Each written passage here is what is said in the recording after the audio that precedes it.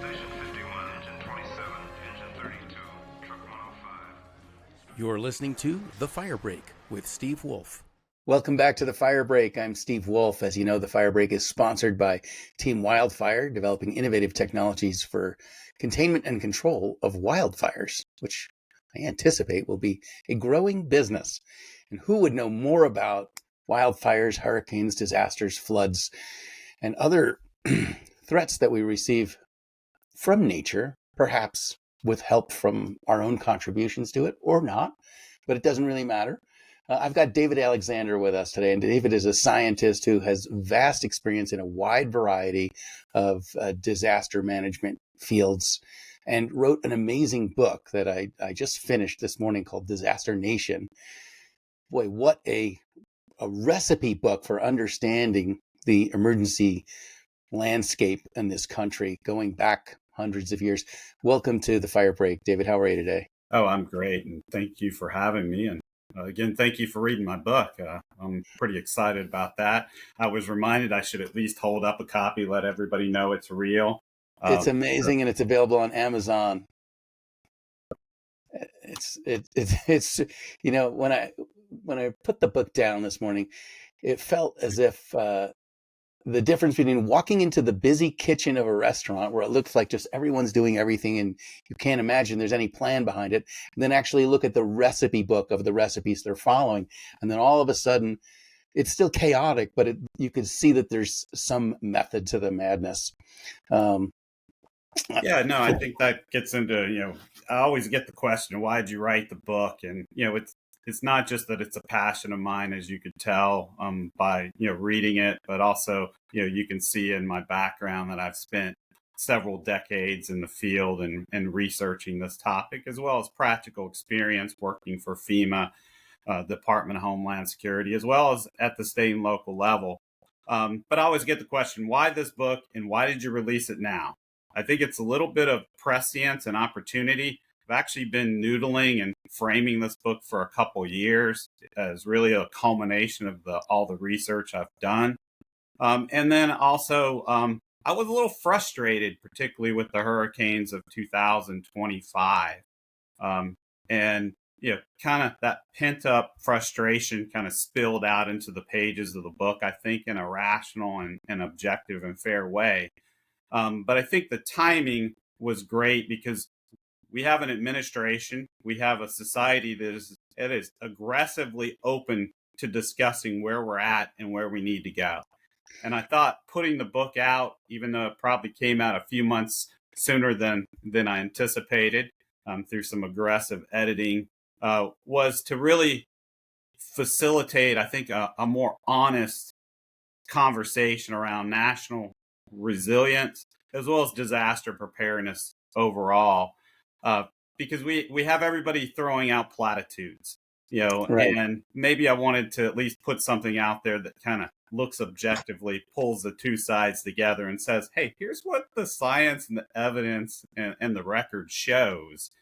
And here are some ways that you could think about solving the problem more pragmatically, recognizing it is going to require some reshaping, some rebalancing, and significantly more involvement, both from an active perspective from state and locals, as well as from an investment perspective. Yeah. Yeah, because I think when people, especially people who follow this podcast, pick up the headlines in the morning, then they see it basically looks like FEMA is being dismantled, and we think, oh my goodness, we're going to leave hundreds of thousands of people vulnerable to the effects of the next natural disaster. How could we do this?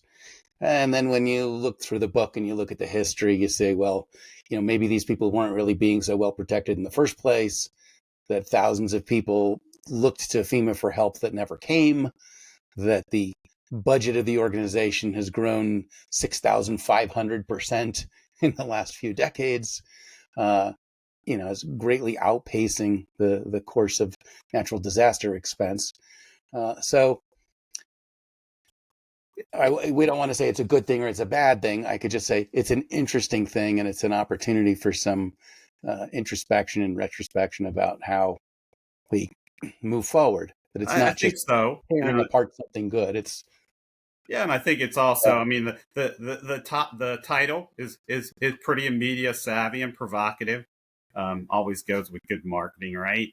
But I right. think it may misrepresent a little bit about what the book says, because, as you noted, it is a discourse on where we are, where we're headed, and things that we can do to address the challenges we face.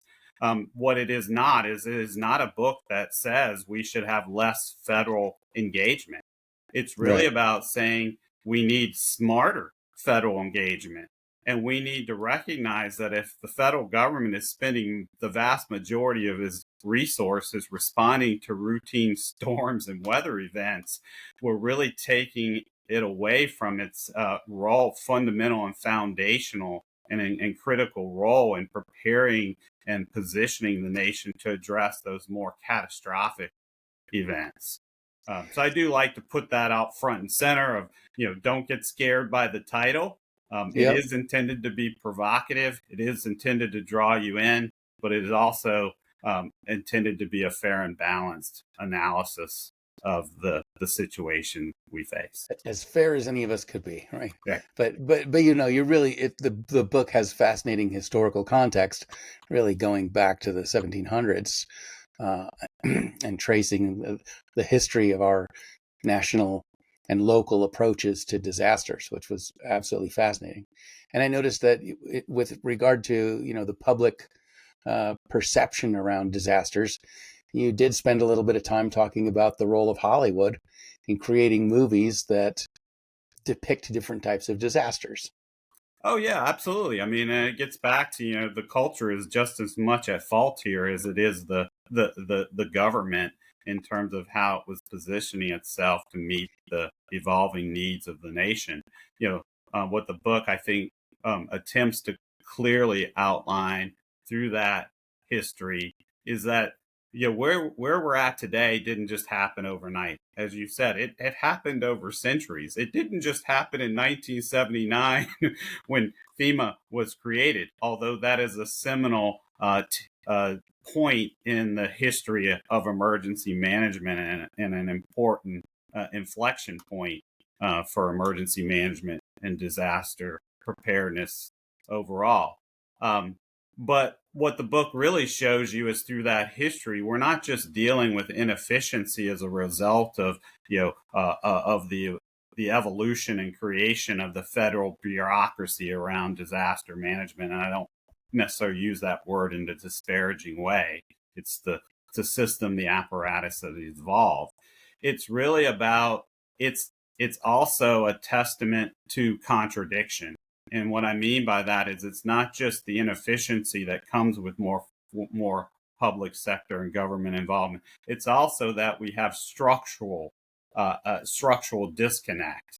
And the easiest way to explain that is that, in parallel to the creation of FEMA and the federal disaster management apparatus system, we were at the same time evolving and expanding and rolling out emergency 911.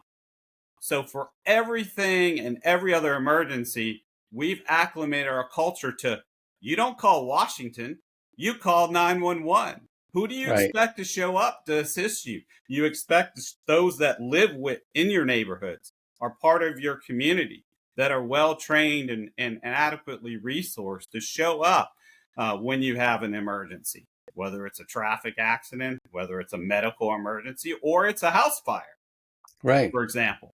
But for some reason, in parallel, we've evolved this contradictory approach, that when we have major storms, and in some cases, may not really be major, but just really severe weather events, we've now created a system that says, call Washington.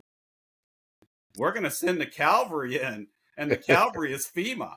And that's probably not a healthy and efficient, nor structurally adequate place to be, particularly as we anticipate the nation's risk to evolve. Yeah, I remember an old New Yorker cartoon, and it was the horrific event of people knocking on your door, hello, we're from the government, we're here to help. Yeah, yeah, Right. So absolutely. yeah. And then, you also see opposite people, right? People featuring signs on their houses, featuring some particular firearm manufacturer, and it says, we don't call 911. And while that's, a unique personality to that circumstance, it does belie the idea of preparedness, right? That and self-reliance. And I think that's another important aspect of your publication. No, I think absolutely, and I'm not meaning to trivialize the issue and say it's as easy as just sending a check to the locals and say you've got it. I think it's much more complicated, and I think it involves a more deliberate and shared set of investments and incentives and disincentives that I start to outline later in the book. But I also think that we need to recognize that the system we've created has resulted in a kind of disaster inflation.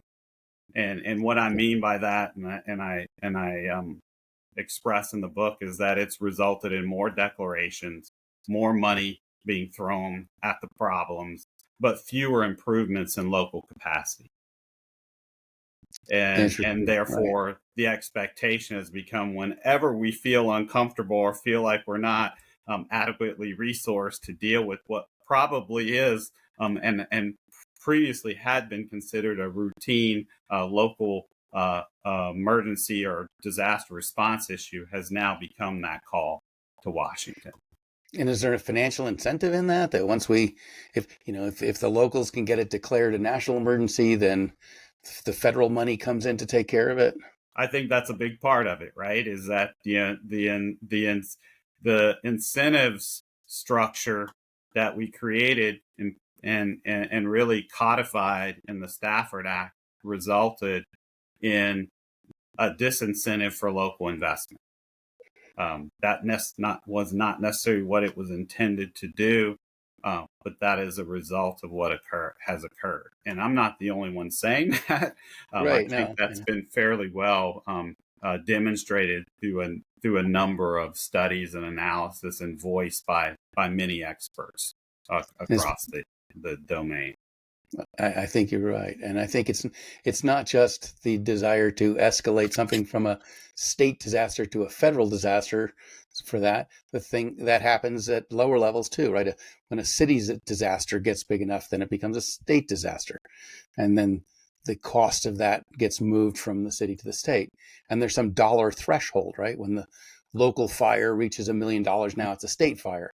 So there's kind of a disincentive to stop the fire at $950,000 of damage when, you could evaluate it at 50 grand higher, and now all of a sudden the state takes over, and then there's some financial threshold. And if the disaster gets to that point, then the state is off the hook. Well, I think when we have our politicians, and I won't name them, saying that every disaster is an opportunity, that's probably a recipe for, no pun intended, disaster, because that really is taking us away from why is the federal government and why did the federal government want to step in? It wasn't just to take care of its citizens, that it's a responsibility it has to do, but it was really because it wanted to reduce disaster suffering and all. And so when you start to devolve into rhetoric where you're emphasizing that it's free money, and it's not free money, it's just right, a difference in terms of where the money comes from, then you start to pivot away from really what was the intended goal. And the intended goal was to be a force multiplier, be a complement to ensure that the right resources and capabilities were delivered because we wanted to reduce that suffering. So maybe the cavalry is not the right word. The reinforcements would be a better choice. Right. They're not coming to save you. They're coming to back up your local resources. And but I agree with those who say that every disaster is an opportunity, but not in the sense that you just referred to, that it's an opportunity to tap the federal keg of money. But in your other role as a scientist, as an engineer, every disaster is an opportunity to study the mechanism, the physics, the chemistry of the disaster, and to measure the efficiency of different response types, observing it as a scientist. So in that sense, there's huge opportunity in each of these. Oh, absolutely. I mean, I think every disaster-related researcher or scientist is always excited. Many of the movies, right, that you see, storm chasers, they want to go and learn about the phenomena, as well as develop solutions to address the phenomena. At the same time, they are opportunities for us to reflect on where we are and where we need to be. There are always going to be disasters. We are not going to stop every storm from occurring, every event from appearing. So we will have to have some continuous level of preparedness and capability. At the same time, I think that points to a particular passage in the introduction that I make in the book, and that is that every disaster is a mirror. What it reflects back is the system we built, the risks we've ignored, and the lives we've valued differently. And also, you're exactly right. It is an opportunity for reflection and self-improvement, but it's not an opportunity for just investment. It also seems like FEMA allows certain groups of people to do things that they really can't afford to do. Much like an insurance system, right? I can speed in my car and get in a terrible wreck, and my insurance company will pay for all my medical charges because 100 other people didn't speed and didn't get in a wreck. And so that money is available for the choices, for take care of the consequences of the choices that I made. And similarly, people can choose to live on the bayou or on the fault line or in the WUI, knowing that if there is a disaster, which there will be as a result, that it happens to them as a result of where they are, that other people who live in safer places and pay taxes will have that money sent through FEMA to mop up their mess. And so it really is a system that allows people to do things that if they were solely responsible for the financial outcomes, probably would not make those decisions. Absolutely. I think we have incentivized and continue to incentivize people living in dangerous places and in risky environments. That is not necessarily just a result of a lack of information. I think it's also a part of some of our economic development regimes. That being said, I do talk a good bit about two things in the book, later in the book, and that is technology and insurance. And there is a lot of opportunity. Insurance is there to give you peace of mind.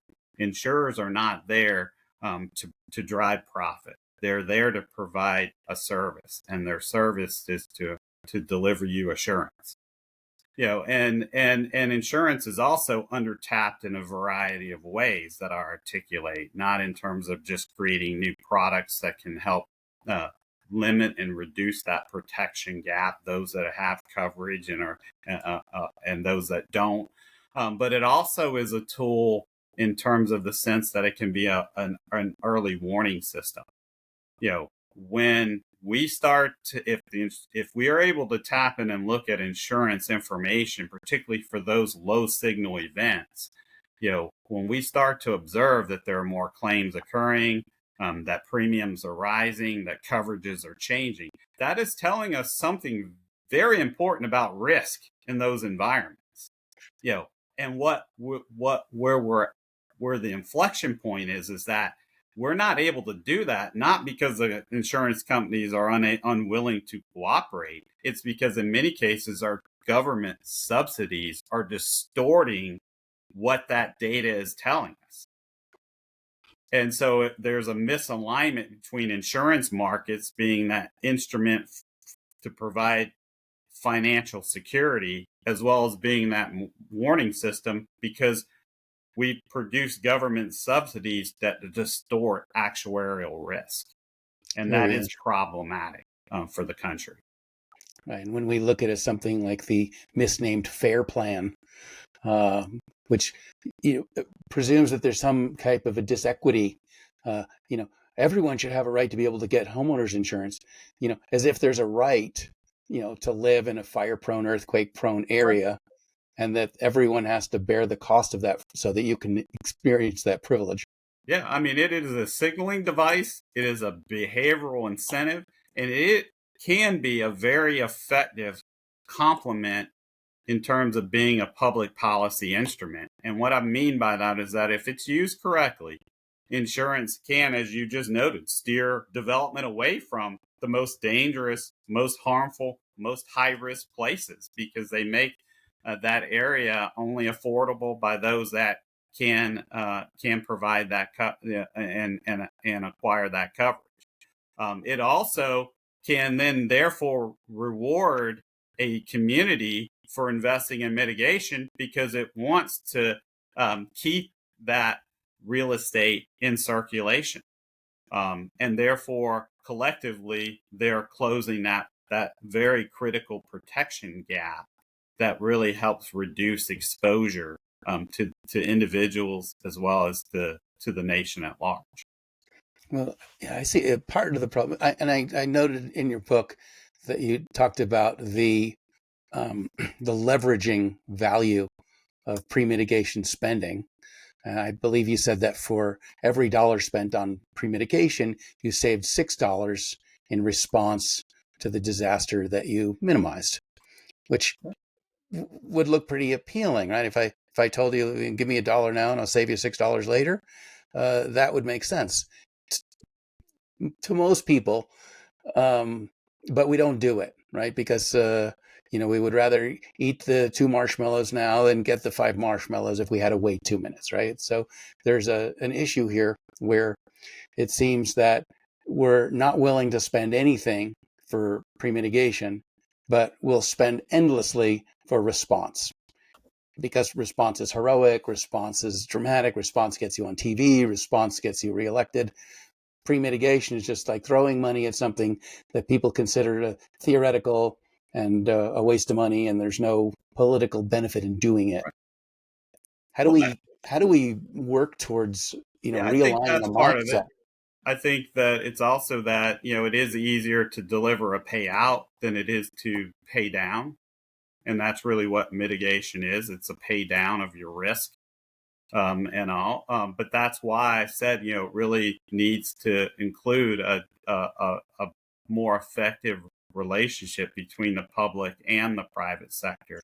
Both the utilities and the significant number of private sector investors that manage our critical infrastructure, between the insurance and financial sector who are providing financial protection, you know, knowing that we can't mitigate every danger, every harm.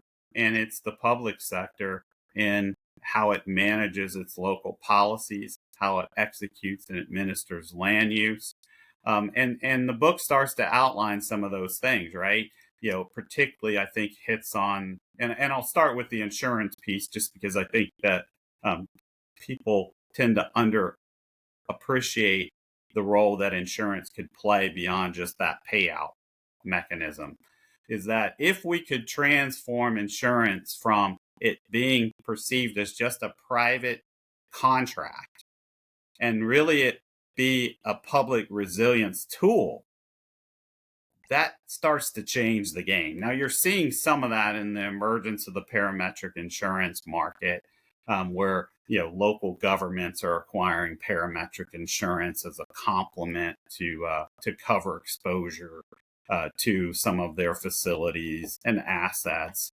And you're seeing communities invest in catastrophic risk bonds to provide an additional financial backstop if they have to tap into to recovery, particularly for maybe more lower signal but costly events and all. But that also means that we have to rethink insurance and the way it works in the marketplace.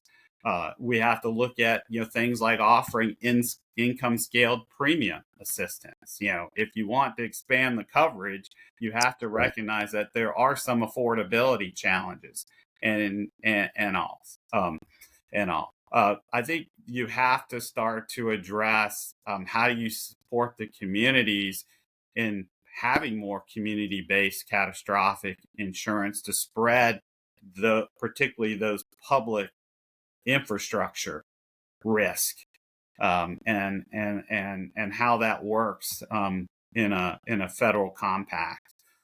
We all know that we need to reform the way we incentivize and support property casualty insurance. I mean, people like to pick on the flood insurance program.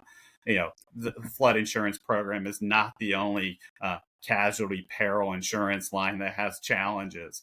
Earthquake insurance has suffered similar fate of flood insurance throughout the decades, and all. You're starting to see wildfire and the insurance companies wanting to pull back in relation to wildfire risk and exposure. So flood insurance is not the only one, and we maybe need to think about how property casualty insurance lines account for those types of weather extremes to spread the risk across a larger pool and all. And we need to understand the relationship between insurance and reinsurance, reinsurers insuring the insurance companies, and what exposure that might introduce from a financial stability perspective. And ultimately it means an insurance system that should not only be solvent, but should be socially inclusive. We shouldn't just leave anybody behind just because they can't afford coverage. Right. It has to be re-engineered to function as a true driver of both financial protection and fair resilience. And that's what we're missing, is we're not acknowledging that insurance is a key pillar of overall resilience, which I attempt to articulate in the book. Right. No insurance, no mortgage, no real estate industry. Big, huge trickle downs there. And I wonder, having gone into this as a scientist, you've now been pulled in, maybe against your will, hopefully against your will, into this whole realm of politics and finances and budgets and whatnot, which are the reality side effects of our maybe deficits in science. And when I say deficits, I just mean we haven't learned how to protect ourselves from all perils yet. Yeah, I mean, I think I did include several case studies and use cases where articulate the value of increased research and development that could also be expanded into the public-private sector domain. I mean, we're recognizing that, if you really want to get that return on investment from mitigation, you will have to invest in rebuilding, redesigning critical infrastructure. A lot of that infrastructure will require us rebuilding using materials like concrete.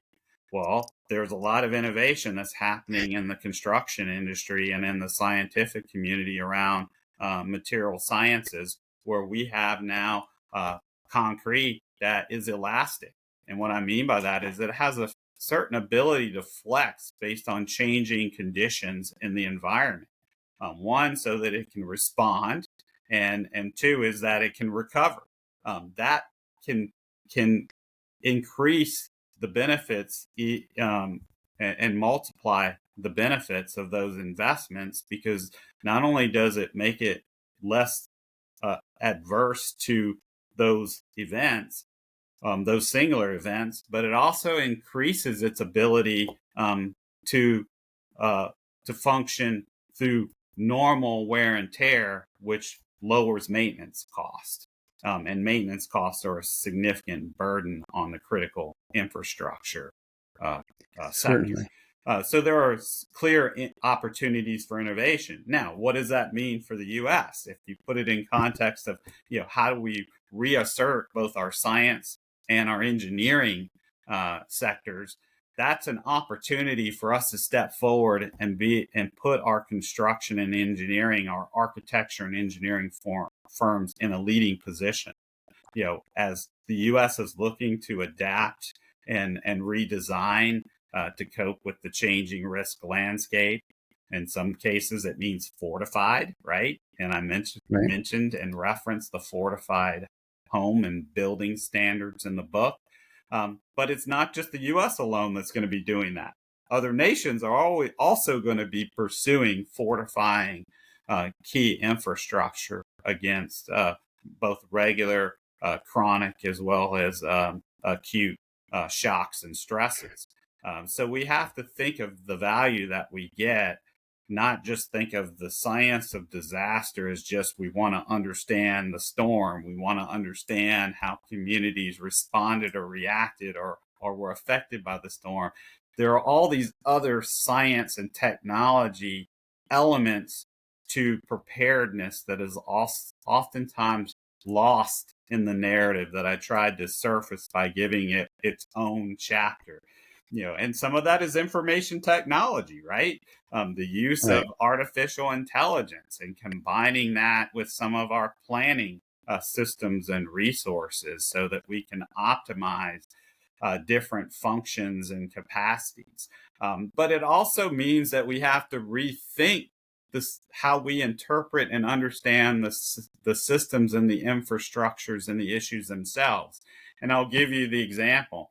Public assistance by far is one of the most expensive and significant effects that occur during a disaster. It's heavily disrupted, oftentimes severely damaged, requires significant recovery and investment. It's not just fortifying that infrastructure, but then there's cleanup that has to go along to reopening and restarting that infrastructure. Well, if you think of that, think of the debris removal mission. Okay. We don't typically talk about it as a waste management issue, but it really is a waste management issue at scale. So if we have waste management industry and we have waste management facilities, why aren't we bringing them, and how do we bring them more effectively into the conversation and say, oh, well, if we had a disaster of this type and we know through experience this is the type of debris it would produce, how do we ensure that you have surge capacity and you are resourced so that we can turn you on when we need to? Instead, we wait for the cavalry to show up, which is the Army Corps of Engineers. Not saying Army Corps doesn't do a fabulous job with the mission that they're assigned to do, but really, is that where we should be today? Right. And do I want them picking up my trash? Or do we want to leverage the experience of who are in that business? That industry to participate, because now they're seeing it as a value add service. They're not just, oh, I do my trash pickup. Now you're inviting them to offer value add service, which incentivizes them to want to invest in delivering those types of capabilities and increasing that local capacity with you, because it's not something they're going to just do once in every few years. It's something that they're going to do at a smaller scale every day. Sure. And when you have a fire department or a fire response, to a wildfire, the community really is the client there, right? And the government is the service provider. And the community has very little choice about who provides the service. It's a monopoly, with a few exceptions where clients have an opportunity, as you referenced in the book when you talked about global supertanker or wildfire defense systems, that there were private options available to people who could afford them, moving the equity piece of that aside. Right. But these are opportunities for private enterprise to come up with better, more effective solutions, because their client's opinion about the value of the service matters much more. Absolutely. And so to what degree are we going to see, do you think, more intervention by private industry into disaster mitigation? I think you will see much more of it, particularly when you start to take away some of that easy federal backstop, and that's some of, I think, the calculus that's occurring is that, the default shouldn't just be to wait for the federal government or check to arrive. And oh, by the way, this is your infrastructure. This is not the public's. While the public benefits from it, the public has invested in service availability contracts. So where's your accountability? So I do think that, they have drivers that are encouraging them both to take those issues seriously, and make those investments. But also, I think that they're wanting to do that not just through self-interest, but what Richard Seelon, a good friend of mine, likes to call self-enlightened interest. And that is that they're not just doing it because it will help their bottom line. They do want to be a good steward and good partner with the communities that they operate in. I see. Going back to what you were talking about, concrete. Concrete is one of the dirtier industries in terms of CO2 emissions, but that's a one-time emission compared to the emissions of a whole neighborhood burning up and sending all of that at once. But you also have technologies like rammed earth, which use a local resource to build local buildings that are also non-flammable and not very detrimental to the environment in the creation process themselves.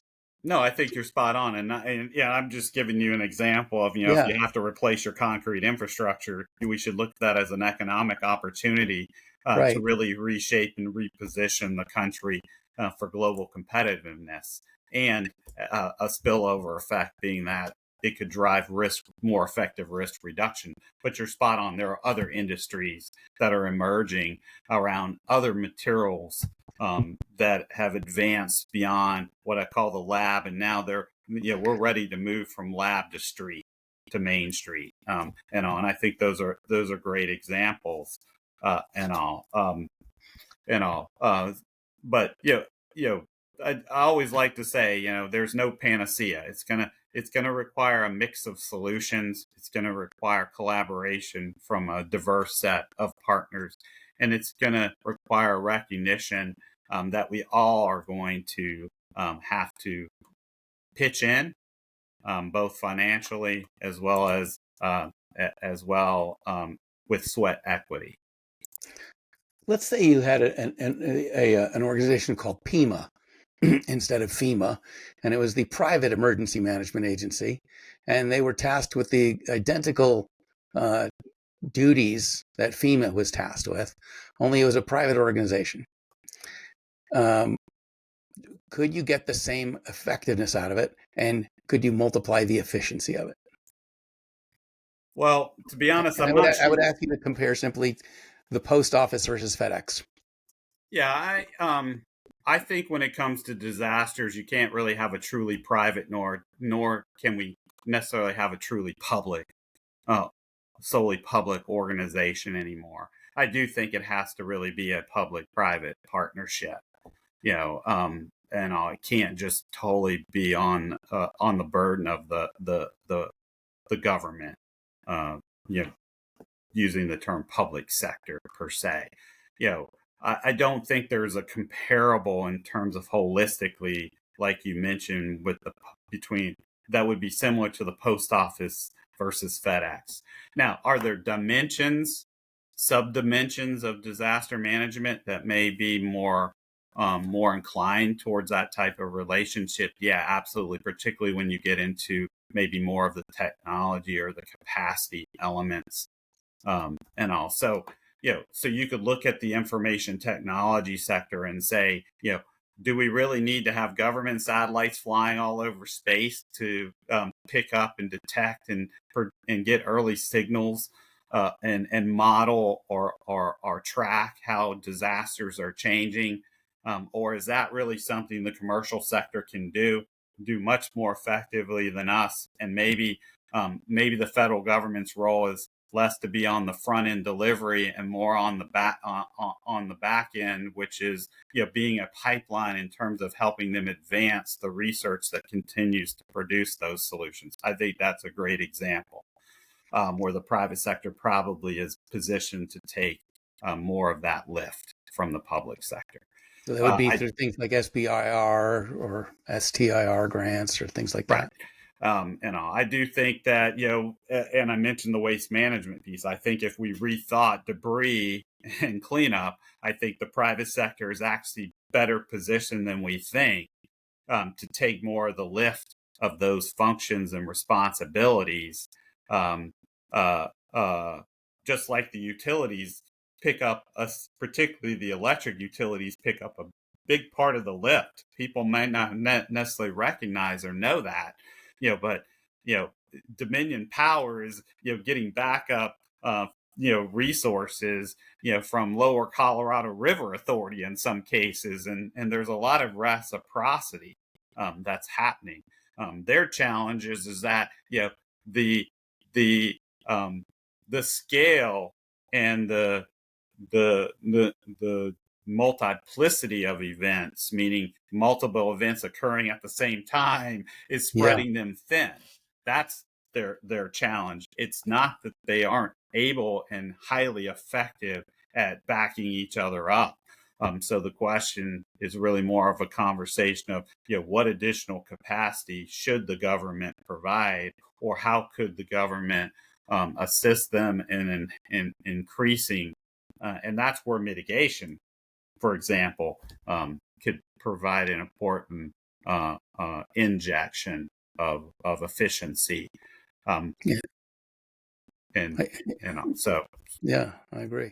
I think if we were to give the benefit of the doubt to people who are driving the current politics and attack on FEMA, and if we were to say, okay, well, maybe they're not attacking the mission, they're attacking the inefficiency, and looking for better there.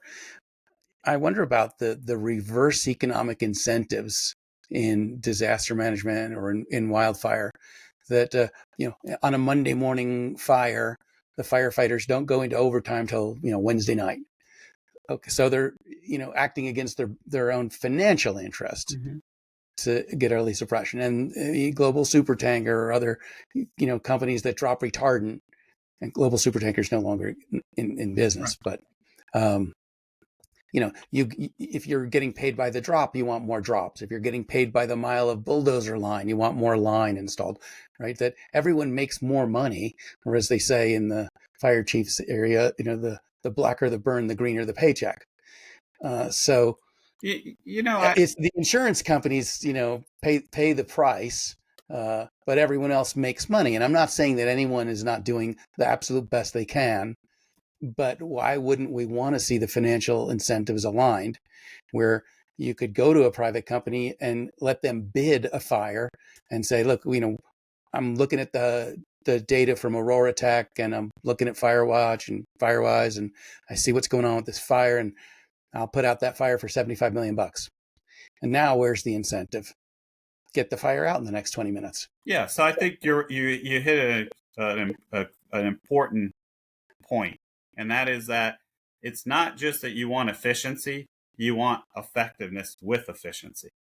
If you don't put an effectiveness measure in the agreements that you make, then yes, efficiency tends to get diluted by volume, because they're typically incentivized in that case of the more they do, the more they produce. If it's if it's complemented with an effectiveness measure, it's not about how much resource they put against the problem. It's right. about how effective they were in solving the problem in the time frame and within the constraints that you've defined. Yes. I mean, it's like healthcare, right? My doctor has no incentive to keep me healthy other than his oath. But so far as, paying his rent and his mortgage and his boat and his kids' college tuition, his financial incentive is for me to be sick every couple of days so that I go in there and he gets more money. But this goes back to how do you, so I do talk, I think I talk a little bit about this later in the book and in the discussion around, the perverse incentives and disincentives, and how restructuring, we may need to think a little bit about restructuring, and that you shouldn't penalize a state because they actually went all in and they've they've achieved a level of resilience to where now they're no longer suffering those severe, significant adverse effects, and therefore they're being penalized by having access to less capital that they could then redirect to other challenges or other evolving risks. And so one of the things that I start to outline bundled within those 12 principles at the closing of the book is around this idea of a resilience credit score concept. It is kind of, think of it as the better your credit score, the more access you have to capital.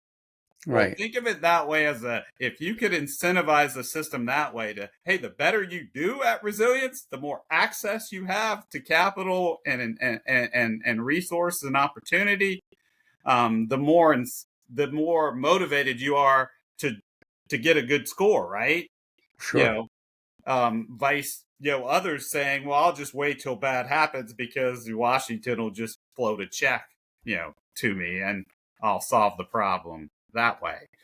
And that's really how you start to move resilience from back towards a true measure of preparedness, and not necessarily a measure of political effectiveness. Yeah, maybe we don't appreciate the communication value in receiving an ungodly high quote from an insurance company. We say, "Oh my goodness, how can they be? They want to raise my rates now from $5,000 a year to $22,000, which is what happened to me." And my reaction was like, "Ew, this is terrible." But perhaps the better way to look at that is my insurance company is trying to communicate the level of risk that I'm putting myself in right now by choosing to live where I live. And they're telling me that by choosing to live where you live, you're 4 times more likely to lose your home, your property, and possibly your life than if you were to live in this other place where our rates are less expensive. And so we see that bill only as punitive and not as informative or something where we think, oh, well, maybe I should listen. If I'm interested in risk reduction, where are the safe places where I should live? And increase those populations. But that also requires a culture shift, right? So that's not just the fault of the insurance companies. That's also a cultural issue of, you're right. As I said, we haven't really assisted in terms of the insurance industry and others in understanding and messaging, so that it becomes a instrument for behavioral change, or as for behavioral motivation. We tend to continue to support and message that, the insurance, it's just a punitive. You're having to pay, versus, well, no, you're just making an illogical, high risk decision. Yeah. So we when we talk publicly about insurance rates, it's always about where it's painful, right? Mm-hmm. Where it's high percentage premiums and a big financial burden. Why don't we share equally? However, if you were to move to XYZ city, your premiums would be so low you wouldn't even notice them, and to try to incent that. But I couldn't tell you off the top of my head where premiums are the lowest. But at the same time, we also need the communities and also to understand that they are putting the community in jeopardy by retaining high risk, because eventually people will move away. So what are you doing to mitigate that risk? The reality is we can't move. Right? We can't. There is no place in America that is safe from risk. There is some kind of disaster peril that location will face. Now, that being said, there are places that have much lower risk across those perils than other places. At the same time, we have areas that provide significant benefits to the country that we can't depopulate for lack of a better word. Now, Yeah. that means we have to de-risk and all, and we have to have a true, honest conversation around which ones should we maybe relocate, Right. versus which one should we de-risk, because not everything should just be a de-risking perspective. Absolutely. And I think as Americans, in the most positive sense, we're a very innovative country. Uh, it's hard for us to look at a problem and not start spinning out ideas, many of which may be great. Uh, but in some cases, we might be trying to reinvent the wheel. And so I would ask, where are they doing this right? Yeah, and I would say, I mean, in some cases, there are a few countries that I outlined in different aspects that, are great case studies and things that they're doing very well. I mean, there are several countries in Europe where they do not have disaster insurance. You do not pay for something like flood insurance. Um, they've taken a position that everybody pays for flood protection. So it is part of the national consciousness. The Netherlands is a prime example, and they've set a standard um, threshold where, essentially a benchmark that says we will protect everybody to this level of protection. Right. And the standard, to be honest, is so high that pretty much um, they account for the risk, but they've also, because of their national consciousness, have also negotiated to where they have areas that will serve as spillover. So they will let it flood. So that it protects other areas. Sure. And all. So there's a prime example of, they don't necessarily say go buy a flood insurance policy or go buy this disaster insurance policy. It's just baked into their social compact, and so they supply money through their taxes, and then they perform those functions as part of a general discourse. And then there are other countries like Japan that have started to make some aggressive moves, particularly around not just addressing earthquake risk, but now addressing tsunami risk, that provide good case studies. So I don't want to just single out. Yes, Europe has some thought leaders there. Right. There are also other areas on the globe that have also achieved some significance. And then we have area just south east of us in the Caribbean, where they've been very creative and innovative around addressing some of their financial security through consortium compacts between the island nations themselves and the private insurance industry, because an island nation can't necessarily relocate and move away from their risk. Right. It is an existential crisis for them. Sure. They have to address. If we pulled back from the Wall Street Journal view and we went more towards the popular mechanics view, who do you think is doing disaster technology best?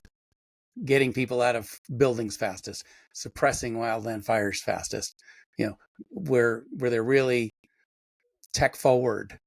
Are there examples of countries where you think they're doing a good job? I'm not sure you could really rank a country as better than others. I think what you see is some countries are really focusing and really pushing in certain elements of overall disaster resilience. I think there are several nations in Europe that are very inclined towards addressing those tactical, more practical issues around when you send first responders in, police, fire, EMTs. They're really focused on those types of investments. I think there are other nations, that have taken a more structural view, and they're focused on more scaled mitigation type infrastructure investments. And I think you'll see exemplars both in North America, in Asia, even in Africa. I think where you're seeing some interesting players emerge is in the Middle East, and they're not necessarily always recognized. we have some Middle Eastern nations that have been very innovative and pursued very advanced research, as well as produced uh, uh, uh, material solutions around infrastructure, particularly concrete. Who's doing Because that? they have significant earthquake risk. I mean, it's probably not our most favored ally in the Middle East, but Iran has been very innovative, particularly in terms of earthquake and seismic risk reduction, in making investments. They have very high performance concrete. A lot of their structures are concrete structures. And so you can compare in terms of where they've had the significant generational development in certain areas of the country versus where you see very older communities or cities in Turkey, as well as in the periphery outside Tehran. When they suffer earthquakes, the damage is more catastrophic than other areas. Japan has been very aggressive in earthquake and seismic proofing construction. But then at the same time, there are areas of the U.S. that have made significant investments, particularly on the West Coast. And I think you're seeing a lot of weather-related structural investments occurring in Canada. Canada's repositioning itself to be a research leader in this domain. But I think the problem is so large, and the issue is so unique. You probably aren't going to have one dominant nation state. You're going to have regional exemplars, and you're going to see more collaboration between those exemplars than previous.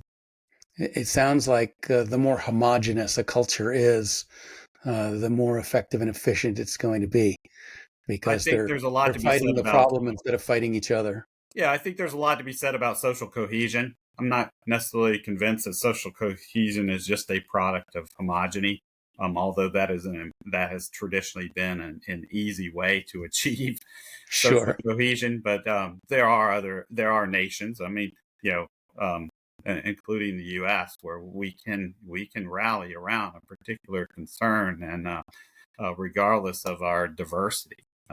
So how do we there's no really easy answer to this question, but how would we create a greater, what's your word, social cohesion, right? How could we create a greater social cohesion where we don't focus on a particular enemy in some other country? Yeah, I mean, I think that is a difficult proposition to be in when you typically people adverse to really preparing. They wait until something happens and then they react. And this is a domain that's typically been paralyzed in that culture. I think taking the tact of trying to blame one party, and I don't mean political party, but one stakeholder for not stepping forward is not necessarily the most effective way. I think what would be more interesting is to step back and say, when we faced critical crises in the past, how did the U.S. come together? And it wasn't because we pointed fingers at each other. Right. And what did we do to catalyze and capture that momentum to achieve true gains for the country? And I think what we've typically done, the easiest way to translate that for the American people is into moonshot goals. How do you create a set of moonshot goals for the nation around disaster management that incentivize collaboration and shared commitment across all levels of society? When Kennedy set the moonshot goal to get humans onto the moon, he set a date. Right. So he gave by the end of the century, by the end of the decade, right? Yeah. He said, here's what success looks like, but he didn't define how we would get there. which allowed a lot of innovation.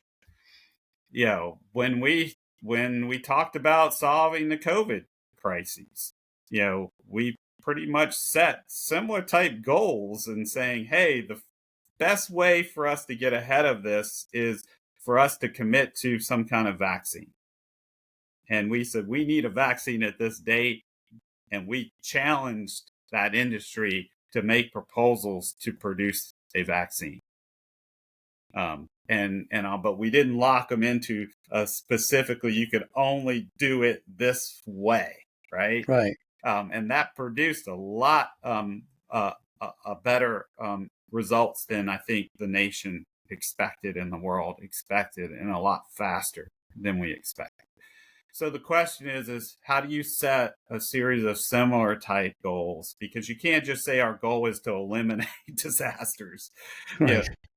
That is unrealistic. I mean, we can't, at least in our lifetime generation, we will not be able to control the weather in a way that we can, stop the planetary forces at play. So if you're thinking of it from a natural disaster standpoint, I think you have to think through, well, what kind of moonshot goals could we set? And maybe those goals are regional. They're not just national. Maybe they're regional to become more effective. Because it's not easy to come up with a moonshot goal that would solve or would work across all disaster types. Right. There's no reason to put all the houses in California up on stilts, which might be appropriate in the bayou, right? And there's no reason to, create buildings that are made out of things that are not fuel in areas where there's not a fire problem. So it really does have to be regional. Well, I'd love to see us pull this together. The last question I want to ask you is, what is, and I hope it's a positive answer, is what is the experience that you have as a scientist when you are able to attend conferences? You talked about Iran as an example of something, where they were doing good work with concrete. So what's it like to be in a room full of people who are strictly science and progress minded and respectful of everyone's ideas simply on the merit of the idea in the absence of any political hostility? I think there's a lot of camaraderie and still openness across the science community. Of course, there's always positioning and jockeying. The science community is still hyper competitive, but also hyper collaborative. And I think that's just been a tradition of the science community that is a healthy exercise and a healthy culture to continue to sustain and pursue. Where would you like to see us go next?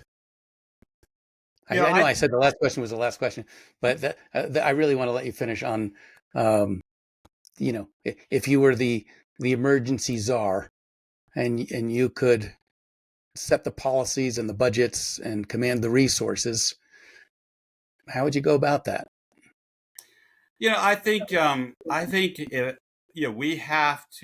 we have to pull the state governors, the territories, the tribes. We have to pull the conference of mayors, key leaders together, and we have to commit to a renewed compact between us all. I think that's the first step. It shouldn't be a political statement or discussion. This should be, we are facing a national crisis. We're all experiencing successive and more frequent disasters and emergencies and incidents. And at the same time, we're under other economic stresses and pressures. How do we come together, recognizing that we all are going to have to put in to solve this and to address these challenges? I would also say that, I truly believe in federalism because I think the country has achieved great things because we've recognized that the federal government cannot stand alone on everything. And the most effective leaders have been able to compel that type of commitment and interest from our federal union.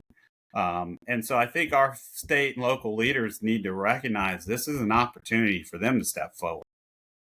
This is an opportunity for them to shape the debate, shape the narrative, shape the results.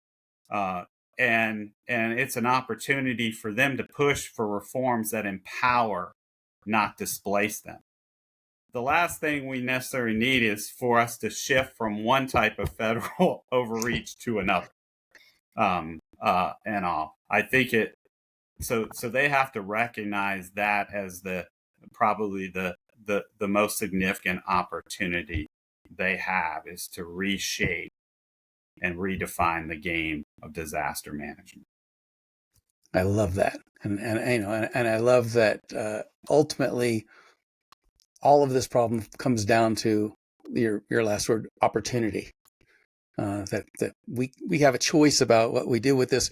We might not have choices about the tsunamis and the earthquakes, but how we respond to it, we do. And I guess that is literally the definition of responsibility, to choose how we respond to the things that stress us. David, thank you so much for joining me here. And I cannot recommend your book highly enough to anyone in the emergency community or who is affected by emergencies, which is pretty much all of us. The book is called Disaster Nation. David, thank you again so much. Steve, thank you. It's my pleasure to be here, and really appreciate it. Thanks so much. You've been listening to David Alexander, who, although he's affiliated with many agencies, that's not the point. The point is that he's an expert in this, and he wrote an amazing book, Disaster Nation. I recommend it highly, highly, highly. Go read it. I'm Steve Wolf. You've been listening to, or hopefully watching, The Fire Break. We're sponsored by Team Wildfire. Till I see you next time, be careful. Do some pre-mitigation.